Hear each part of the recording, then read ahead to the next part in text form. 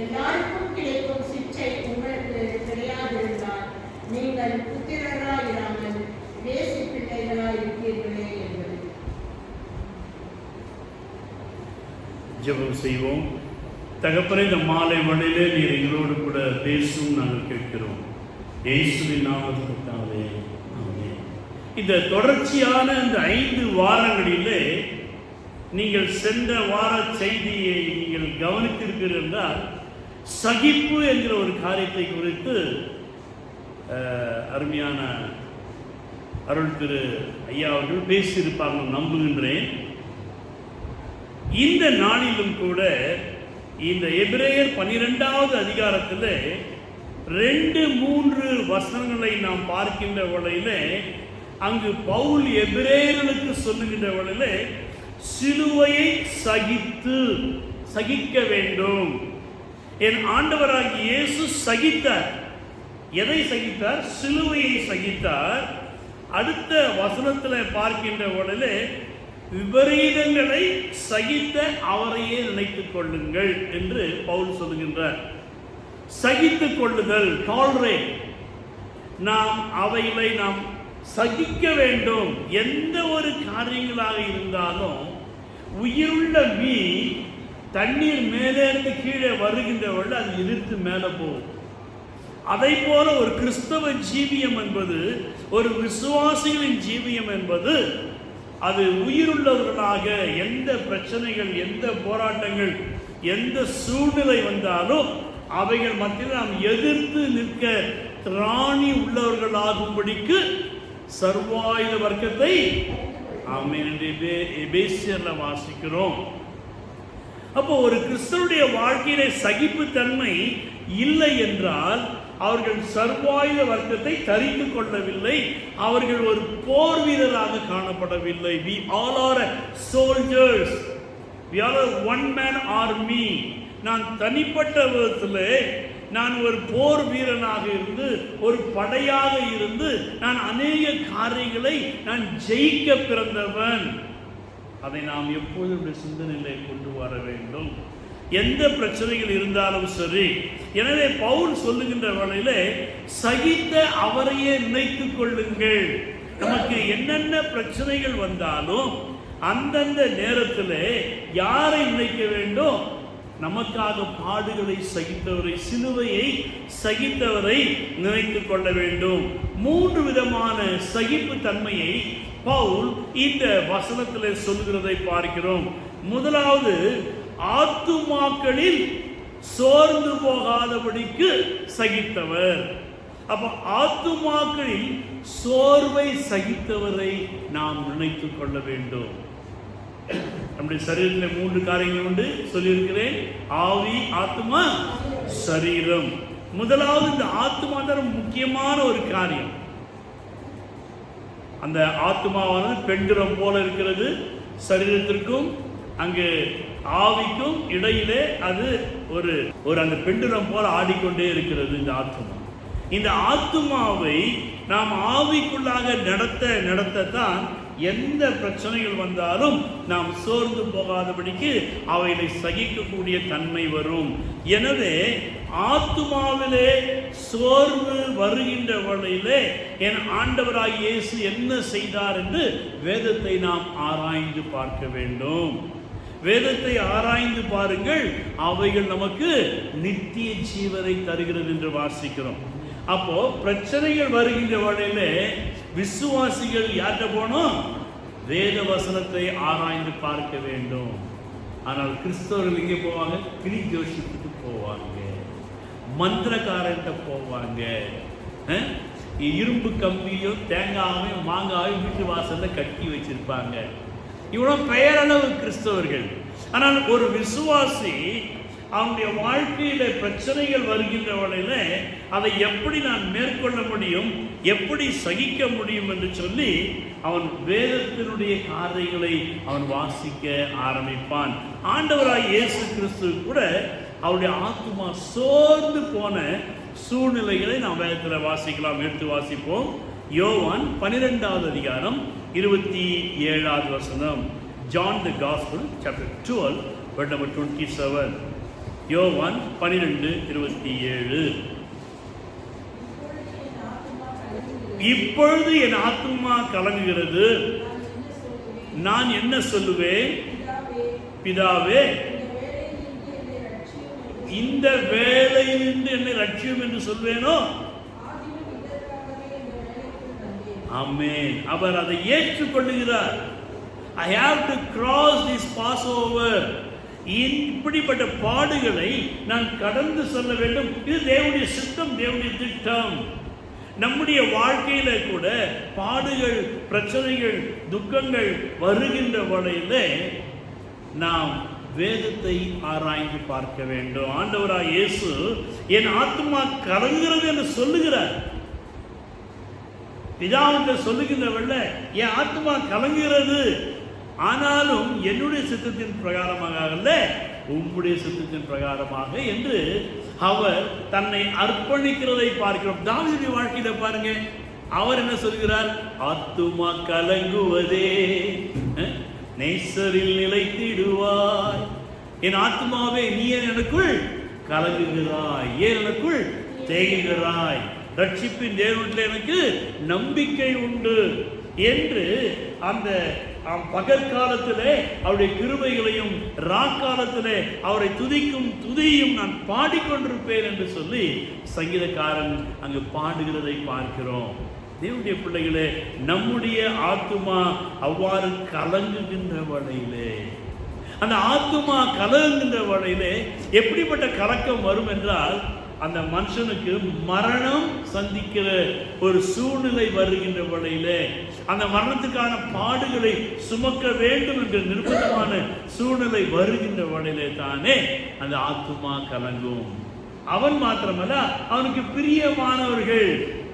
அங்கு லாசருடைய வாழ்க்கையை பார்க்கின்ற வழியிலே அங்கு மார்த்தாளும் மரியாளும் கலங்கினார்கள். ஆண்டவராய் இயேசுவோ கண்ணீர் விட்டார் என்று வாசிக்கிறோம். அந்த ஆத்துமா கலங்குகிறது. பிரியமானவன், பிரியமானவள் என்னை விட்டு சென்று விட்டால் இனி நான் அவனை பார்க்க முடியாது. அந்த சூழ்நிலையிலே நான் அப்படிப்பட்ட பாடுகளை நாம் சகிக்க வேண்டும். இப்படிப்பட்ட பாடுகளை சகித்தவரையே நினைத்துக் கொண்டு என்று வாசிக்கிறோம். அப்போ இவருடைய ஆத்துமா இதற்கு சிலுவை பாடுகளுக்கு செல்வதற்கு முன்பதாக நான் எப்படி இவர்களை சுமப்பேன், எப்படி இந்த நிந்தைகளை அவமானங்களை ஏற்றுக்கொள்வேன் என்று சொல்லி அவர் அதை குறித்து அந்த ஆத்துமா கலங்குகிறது. மத்தேயு 26வது அதிகாரம் 36வது வசனம் வாசிப்போம். மத்தேயு 26:36.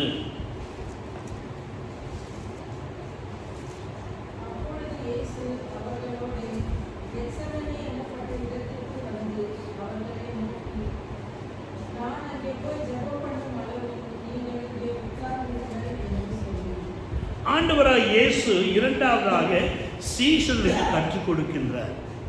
அந்த கெத்செமனே தோட்டத்தில் போய் நீங்கள் உட்கார்ந்திருங்கள் என்று சொல்கிறார். Just sit and watch me what I am doing. நான் என்ன செய்கிறேன் என்பதை நீங்கள் கவனித்து பாருங்கள். இன்னொரு இடத்துல நான் வாசிக்கின்ற விட சுவிசேஷ பகுதியில் என்னோடு கூட 1 மணி நேரம் நீங்கள் விழித்திருக்க கூடாதா? அவர்கள் நித்திரை மயக்கம் அடைந்து உறங்கி போகிறார்கள். அவர்கள் துக்கத்தினாலே உறங்கவில்லை, தூக்கத்தினாலே உறங்கினார்கள். சாதாரணமா துக்கம் வந்தா தூக்கம் வருமா? வராதுங்களா? வரவே வராது. யாக்கோபு அவன் அந்த தன்னுடைய பெற்றோரை விட்டு வனாந்திரத்தில் வருகின்ற வழியிலே அங்க என்ன பாடுகிறார்? தூக்கத்தால் நான் கல்லில் சாய்ந்து தூங்கினாலும் என் கனாவில் நோக்கியுமை கேட்டி சேர்வேன் வாக்கடங்கா நல்ல நாதா. இதனாலே துக்கத்தால் தான். ஒரு சிலர் பாடுறாங்க, தூக்கத்தால் நான் கல்லில் சாய்ந்து. என்னங்க, தெருவில் அம்மா மடியில் படுத்துக்கிட்டு இருந்தாங்க, போயிட்டு குடும்பத்தோட ஜாலியாக ராத்திரி தூங்குற நேரத்தில் அம்மா தட்டி கொடுத்துக்கின்னு அவனுக்கு வாயில பாலை ஊட்டிக்கின்னு அவனுக்கு முந்திரி பருப்பை ஊட்டிக்கின்னு இப்படி செல்லமாக வளர்த்த பிள்ளை தெருவில் யாரும் இல்லை, அவன் இருட்டை பார்த்தது இல்லை, அந்த காலத்தை பார்த்தது இல்லை, மரண இருளை பார்த்தது இல்லை. ராத்திரி சத்தம், அவனுக்கு பயம். தூக்கம் வருமா? நிறைய பேர் இப்படிதான் பாடுறாங்க. தூக்கத்தால் நான், உனக்கு தூக்கம் தான். சர்ச்சுக்கு வந்தாலே உனக்கு தூக்கம், பைபிள் எடுத்தாலே தூக்கம். அவங்களும் அப்படிதான் பாடுவாங்க. தூக்கத்தால் நான் கல்லில் சாய், எது மேலே பட்டுக்கிடுவான், ஏன்னா அவன் தூங்க முடிச்சான். ஆனால் தேவனுடைய பிள்ளையை, உனக்கு பிரச்சனை வருகின்ற வழியில, உனக்கு போராட்டம் வருகின்ற வழியில, உங்களுக்கே நீங்க அனுபவமே சொல்லலாம். எனக்கு துக்கம் வந்துச்சுன்னா வரலங்க, தூக்கம் வரல. ரெண்டாவது என்ன செய்ய மாட்டாங்க? சாப்பிட மாட்டாங்க. என்ன செய்ய மாட்டாங்க? சாப்பிட மாட்டாங்க. கோவம் வந்தா சாப்பிட மாட்டாங்க, துக்கம் வந்தா சாப்பிட மாட்டாங்க. நாங்களும் அப்படி இல்லைங்க. துக்கம் வந்தாலும் கோபம் வந்தா முதல்ல ஃபுல் கட்டு கட்டணும். கட்டி இந்த வயிற்றை நீங்க ஸ்ட்ராங் பண்ணிட்டீங்கன்னா ஆத்மா அடங்கி போகும். அல்லேலூயா. அதனால இதுக்கு பின்னால யாராவது துக்கப்பட்டுட்டு கோவப்பட்டுட்டு முறுக்கின்னு வயிற்ற காயப்படாதீங்க. நீங்கள் வியாதி ஆகிடுவீங்க. நல்லா வயிறு நிறைய சாப்பிடுங்க. சாப்பிட்ட உடனே துக்கம்னா செய்யணும், போயிடும். அப்புறம் தூக்கம் தானா வந்துடும். அல்லேலூயா. அதுதான் சகிப்புத்தன்மை. இந்த இடத்துல அந்த மரணத்துக்கு ஏதுவான துக்கம் சீஷனுக்கு கற்றுத்தருகிறார். முதலாவது அங்கு ஆத்துமா கலந்து தனியாக ஜெபிக்கிறார். இரண்டாவது சீஷனுக்கு கற்றுக் கொடுக்கிறார். உட்கார்ந்து கொண்டிருக்கிறார். என்ன செய்யற பாருங்க. தேவனுடைய பிள்ளைகளே, நாமும் ஆண்டவரில் கற்றுக்கொள்ள வேண்டிய ஒரு காரியம் இருக்கிறது. அவர் பிரச்சனைகள், கலக்கங்கள், துக்கங்கள் வந்த வழியில் அவைகளை சகிக்கும்படியாக அவர் கெத்செமனே என்கிற இடத்திற்கு சென்று அவர் அங்கு ஜெபிக்க ஆரம்பித்தார். தேவனுடைய பிள்ளைகளே, இன்றைக்கு நமக்கும் பிரச்சனைகள் வருகின்ற வழியிலே நாம் என்ன செய்ய வேண்டும்? அந்த சோர்வை நாம் சகிக்க வேண்டுமானால் நாம் ஜெபிக்க ஆரம்பிக்கணும். சில நேரத்தில் நீங்க என்ன செய்யலாம்? பாடலை கூட பாடலாம். அவ்வாறு நாம் முதலாவது நம்முடைய ஆத்துமாவை பலப்படுத்த வேண்டும். இரண்டாவது ஒரு சகிப்புத்தன்மை என்ன? சரீரத்திலே விபரீதமான, அங்கு வாசிக்கிற 3வது வசனத்தில் வாசிக்கின்ற வகையிலே, விபரீதங்களை சகித்தவரையே நினைத்துக் கொள்ளுங்கள். விபரீதமான காரியங்களை சகித்தவரை நினைத்து. விபரீதம் என்னன்னா, அதை எப்படி விளக்கலாம் என்றால், நீங்க ஏதோ போய்கிட்டு இருக்கீங்க, திடீர்னு வண்டி வந்து என்ன செய்யும்? பின்னால் வந்து ஒரு மோதிட்டு டமான்னு போய் விழுந்துருவீங்க. ஆனா உங்களுக்கு ஒன்றும் ஆகாது. விபரீதம். ஐயோ, நான் நினைச்சு கூட பார்க்கலங்க. ஆண்டவர் என்னை காப்பாற்றி. இப்படிப்பட்ட காரியங்கள் சில நேரத்தில் போயிடுவாங்க. திருப்பி வரத்துக்கு இல்லையோ வீட்டில் வெறும் மரணம் தான் வரும். விபரீதங்கள். ஆண்டவராக இயேசு கிறிஸ்து அந்த பாடுகள், அந்த சூழ்நிலையிலே ஒரு மனுஷன் இதை வேடிக்கை பார்க்க வந்தான். ஆண்டவராகிய இயேசு கிறிஸ்து அந்த சிலுவை சுமக்கிறதை அவன் ஒரு வழிபோக்கன். அவன் வேறு ஒரு இடத்திற்கு அவன் பிரயாணமாக போய்கொண்டிருக்கிறான். அவ்வாறு போய்கொண்டிருக்கிறவன்ல இந்த இயேசு கிறிஸ்து சரிதையை கேட்ட மாத்திரத்தில் அவன் என்ன செய்கிறான்? அவன் அந்த இடத்துல அதை போய் பார்க்கலாம் என்று சொல்லி போகிறான். ஒரு வழிபோக்கன்.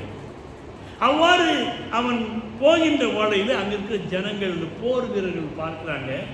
இவனை பார்த்தா இஸ்ரவேலன் மாதிரி தெரியல, இவனை பார்த்தா சமாரியன் மாதிரி தெரியல, இவனை பார்த்தா கலிலேயன் மாதிரி தெரியல, இவன் கையில மூட்டையை முடிச்சு எடுத்துக்கின்னு இவன் ஏதோ வேற ஒரு ஊர்ல இருந்து வந்திருக்கிறான் என்று கன்ஃபார்ம் பண்ணிட்டு அவனை என்ன செய்யறாங்கன்னா, ஆண்டவராகிய இயேசுவின் சிலுவையை சுமக்கும்படியாக பலவந்தம் பண்ணுகிறார்கள் என்று வாசிப்போமா?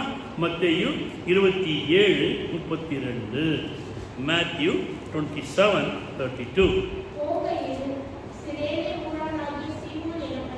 சிரேனே ஊரானாகிய சீமோன். He is not from the same place. He is somewhere. அங்கிருந்து வருகிறான் இந்த சீமோன். ஒரு மனுஷனை அவர்கள் கண்டு அவருடைய சிலுவையை சுமக்கும்படியாக பலவந்தம் பண்ணுகிறார்கள். They forced him to carry the cross. சில நேரங்களிலே நம்முடைய வாழ்க்கையில கூட இவ்வாறு பலவந்தம் பண்ணப்படுகிறோம். என்னடா எவன்தான் பிரச்சனை, நான் சுமக்க வேண்டியது இருக்குது. அதற்காக தான் கர்த்தர் நம்மை தெரிந்து கொண்டார். அல்லேலூயா. நம்ம சோர்ந்து போயிடுவோம். என் லைஃப்ல நிறைய அனுபவம் பார்த்தேன். சில நேரத்தில் ரொம்ப டிஸ்டர்ப் ஆகிடும். வேண்டாம், இந்த ஊழியமே வேண்டாம், போதும் சுவாமி. என் மனைவி சொல்லுவா, அப்பா சொல்லாதப்பா, நீ இல்லைம்மா ரொம்ப டயர்டாயிட்டோம்மா. உடனே சரி சாப்பாடு போடுமான்னு என்ன சொல்லுவேன். ஆமாம், ஏன்னா சாப்பிட்டா என்ன ஆகிடும், நமக்கு கொஞ்சம் ஒரு சோறு போயிருமே, சாப்பாடு போடுவேன். சாப்பாடு போட்டு உட்கார நேரத்தில் கதவு தட்ட சத்தங்க திறந்தா ஒரு அம்மா ஆடின்னு வரும், பேயாட்டம் ஆடின்னு வரும். எப்படி நமக்கு எப்படி இருக்கும்? ஆளுக்கு சொன்னா கேட்க மாட்டேன், அனுப்பாதன்ற இந்த நேரத்தை அனுப்புறா இருப்பார். யார்கிட்ட போராட்டம்? அவர்கிட்ட. அப்பா இவ சொல்லுவாப்பா, வந்துச்சுப்பா உனக்கு பலன் வந்துச்சுப்பா, சாப்பாடு எடுத்து வைமான்னு. அந்த சகோதரி சர்ச்சில் போய் பாருங்க. இங்கே ஜெபிக்கிற வேளையில் கர்த்தர் அற்புதம் செய்கிறார். தேவனுடைய பிள்ளைகளே, உங்களுக்கு பாடுகள் இவைகளை நாம் சகிக்க கற்றுக்கொள்ள வேண்டும். பலவந்தமாக மற்றவருடைய பிரச்சனை நீங்க சுமந்து பாருங்க, மற்றவருடைய சிலுவையை நீங்க சுமந்து பாருங்க. சிலுவை சுமப்பதினால் என்ன மாறிடுமா? சிலுவை சுமப்பதினால் சிந்தையே மாறிவிடும். சிலுவை சுமப்பதினால் சிந்தையே மாறிவிடும். நீடிய பொறுமை வரும், நிரந்தர அமைதி வரும். நீடிய பொறுமை வரும், நிரந்தர அமைதி வரும். உன்னையே வெறுத்து விட்டார், ஊழியம் செய்தனார், சுயத்தை சாகடித்தார், சுகமாய் வாழ்ந்திடனார். உன் சுயத்தை சாகடித்தார், சுகமாய் வாழ்ந்திடனார். இந்த சீமோனுக்கு வலி. ஏற்கனவே அவர் அங்கிருந்து யாத்திரியர் எல்லா மூட்டையும் தூக்கி சமுதன் வராரு. ஏற்கனவே தோல் வலி தாங்க முடியல, இதுல மேல சிலுவையை வைக்கிறார். அதை அவர் சகிக்கிறார், சுமக்க ஆயத்தமாயிருக்கிறார். தேவனுடைய பிள்ளை, நம்முடைய வாழ்க்கையில இரண்டாவது சரீரம் எதற்காக என்றால் மற்றவர்களோடு இணைந்து அவருடைய பாரங்களை சுமக்கும்படியா. கலாத்தியர் பவுல் சொல்லுகிறார், ஒருவர் பாரத்தை ஒருவர் சுமந்து கிறிஸ்துவினுடைய பிரமாணத்தை நிறைவேற்றுங்கள். அதுதான் கிறிஸ்துவினுடைய பிரமாணம். ஒருவருக்காக ஒருவர் ஜெபிப்பது, ஒருவருக்காக ஒரு பரிந்து பேசுவது, ஒருவர் ஒரு உற்சாகப்படுத்துவது. என் பிரச்சனை நான் யார்கிட்டையும் சொல்ல மாட்டேன், சாவு அதுலேயே. அவன் கிறிஸ்தவன், அவன் கர்த்தரை அறியாதவன். என்றைக்கு உனக்கு பிரச்சனை இருக்கிறதோ முதலாவது ஆண்டவர்கிட்ட பகிர்ந்து கொள். இரண்டாவது, உனக்காக ஒரு தேவனுடைய மனுஷனோடு ஒரு தொடர்பு வைத்துக்கொள், உறவு வைத்துக்கொள். எந்த நேரமும் அவரோடு நீ யாருக்கு connect that kind of people, man of God. அவரோடு தொடர்பு வைக்கின்ற வகையிலே உன் பிரச்சனைகளை பகிர்ந்து கொள்ளுகின்ற வகையிலே. என் ஆண்டவராய் இயேசு அந்த சிலுவை சுமக்க முடியல, வலி தாங்கல. ஏற்கனவே அவர் பிதாவிடத்தை ஜெபித்தார். அந்த ஜெபத்திற்கு கர்த்தர் அங்கு சீமோனை அனுப்பினார். அல்லேலூயா. அப்போ நாமும் கூட அந்த பாடுகளை சகிக்க நாம் ஜெபித்து அதற்கு நம்மை ஆயத்தப்படுத்துகின்ற பொழுது God will send some angels. யாராவது ஒரு தூதர்களை நமக்கு அனுப்பி நம்மோடு கூட சுமக்கும்படியாக, நமக்காக சுமக்கும்படியாக கர்த்தர் யாராவது ஒருவரை இந்த நாட்களிலே அனுப்புவார். தேவனுடைய பிள்ளைகளே, மூன்றாவது அங்க என்ன வாசிக்கிறோம்? விரோதிகளால். யாரால பிரச்சனைங்க? விரோதிகளால். அந்த வசனத்தை ரொம்ப அழகாக சொல்றாரு. தமக்கு விரோதமாய் பாவிகளால் செய்யப்பட்ட. விரோதிகள் யாருங்க? கிறிஸ்தவர்களுக்கு விரோதி உண்டா? இல்லையா? இல்ல. யார் வந்து கிறிஸ்தவனுக்கு கொண்டு விசுவாசிக்கு தான் கிடையாது. அல்லேலூயா. நம்மள யாரா இருக்கணும்?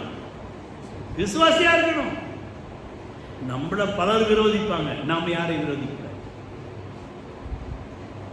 நம்ம யாரையும் தான் புருஷனுக்கு ஜாப் பண்ணி அனுப்புறாங்க வேலைக்கு போகிறதுக்கு. போயிட்டு வேலைக்கு போயிட்டு வா. போகிற வேண்டிய இந்த ஆள் யாரை பார்க்குறாரு? இன்னொரு விசுவாசியை பார்க்குறாரு. யாரை பார்க்குறாரு? ஆனால் 2 பேருக்கு என்னங்க? சண்டை. ஐயோ இவனையா நான் பார்த்துட்டேன். அவங்க 2 பேர் எப்படி போகிறாங்க? புருஷன் மாட்டி ஜாலியா ஐஸ்கிரீம் சாப்பிட்டு போகிறாங்க. என்ன சாப்பிட்டு போகிறாங்க? ஐஸ்கிரீம் சாப்பிட்டு போகிறாங்க. பத்தியா இன்னும் ஜாலியாக ஐஸ்கிரீம் சாப்பிட்டு போகிறாங்க. ஞாயிற்றுக்கிழமை கறி வாங்கி போகிறாரு பேக்கில். ஏதோ சந்தோஷமாக போகிறாரு. எரிச்சல். இந்த எரிச்சலில் இவன் போயிட்டு பஸ் ஏற போகிறான். பஸ் கீழே விழுந்துடும். பாக்கி வச்சுக்கிறான். காசு போயிடுது. லேட்டாக போய் சேர்றான். இன்டர்வியூவில் அவனுக்கு ஃபெயில் ஆகிடுது. துக்கத்தோடு வீட்டுக்கு வரான். வந்தவுடனே இந்த அம்மா கேட்குறாங்க, நாங்கள் ஆச்சு ஓடி போகிற வழியில இந்த குடும்பத்தை நான் மீட் பண்ணேன்.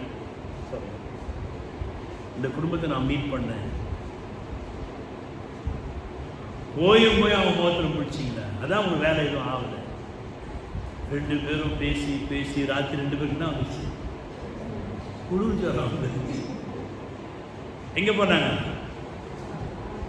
டாக்டர் எவ்வளோ ஃபீஸ் வாங்கினார்? எப்போவே 300 ரூபா வாங்குவார். இந்த மாதிரி ஆளுக்கு 1000 ரூபாய் கொடுங்கன்னாரு. தூக்கி வாங்கி போட்டுச்சு. என்ன டாக்டர் மாத்திரை மருந்து தரேன் கொஞ்சம் இருங்க, 1000 ரூபாய் 2 பேர்ட்டு வாங்கிக்கிட்டார்.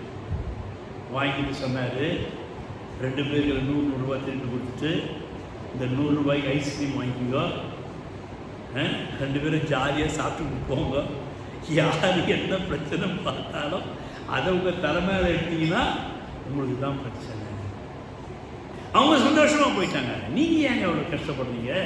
இன்றைக்கு அநேகர் இப்படித்தான் விரோதிகளை உருவாக்கி கொள்கிறார்கள்.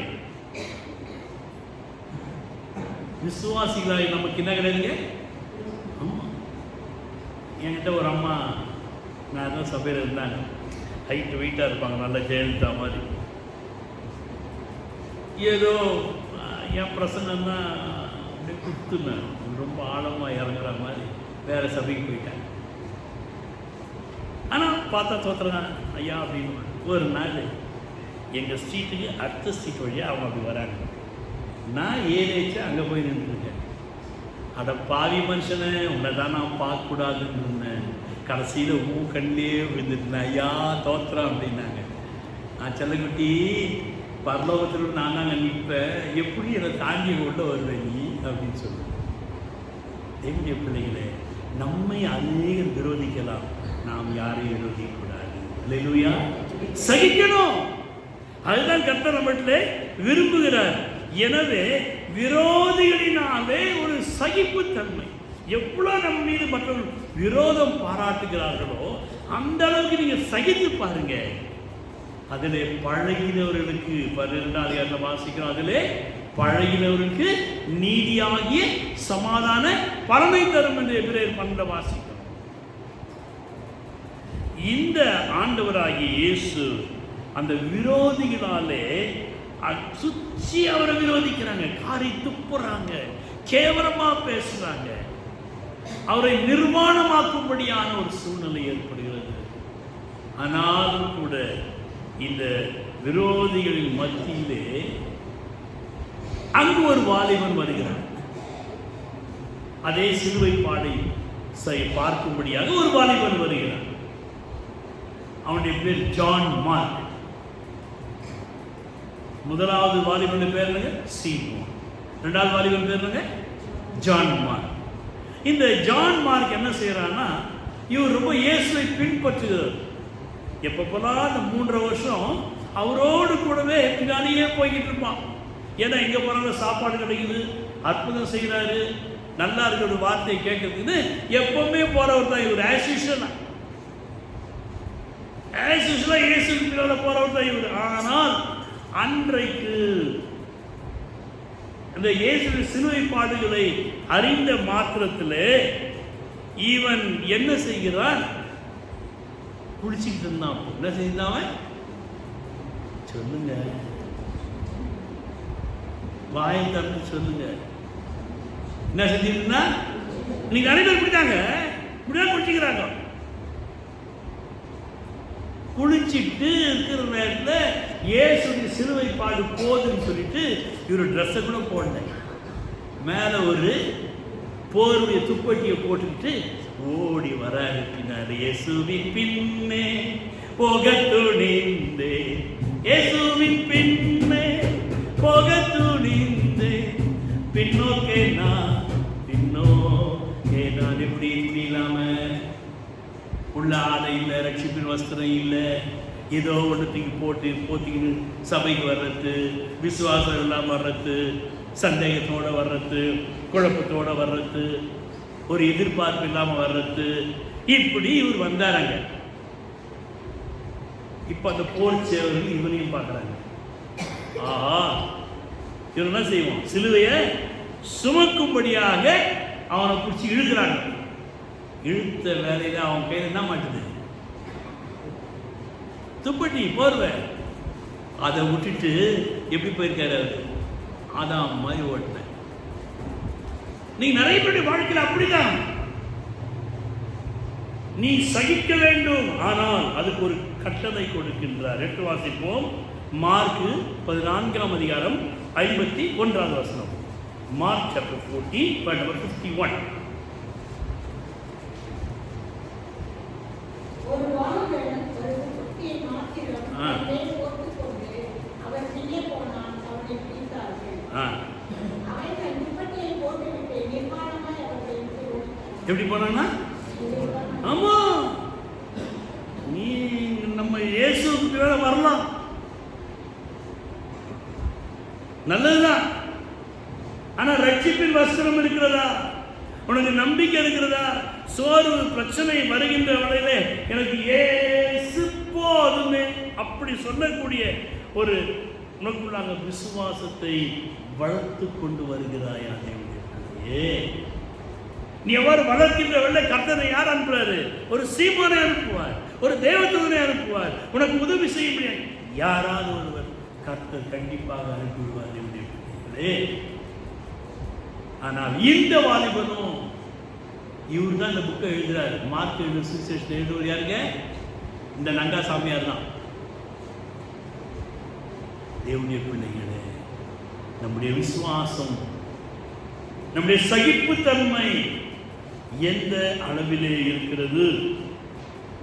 ரட்சிப்பின் வஸ்திரத்தோடு நான் கர்த்தருக்குள்ளாக கடந்து வருகிறேனா? இல்லை, அந்த ரட்சிப்பின் வஸ்திரம் இல்லாமல் ஏதோ ஒரு போர்வையை போத்தி கொண்டு நான் கடமைக்காக சபைக்குள்ளாய் வருகிறேனா? நம்மை நாம் ஆராய்ந்து பார்க்க வேண்டும். எனவே 3 காரியம் நாம் தியானித்தோம். சகித்தவர், ஆத்மாவிலே சோர்வை சகித்தவர், சரீரத்தின் விரோதிகளை சகித்தவர், 3வது விரோதிகளாலே வரக்கூடிய சோர்வை கூட சகித்தவர். நாம் சீமோனை போல பலவந்தம் பண்ணப்படுகிறதா இருக்கிறோமா? இல்லை என்றால் ஜான் மார்க்கை போல பிரச்சனை வந்த உடனே எனக்கு துணிய வேணாம், ஒன்று வேணாம், ஆளை விட்டா போதும் ஓட்டணுமா? நம்மை நாமே ஆராய்ந்து பார்ப்போம். கர்த்தர் தொடர்ந்த நாட்களில் நம்மோடு பேசுவாராக. ஆமென்.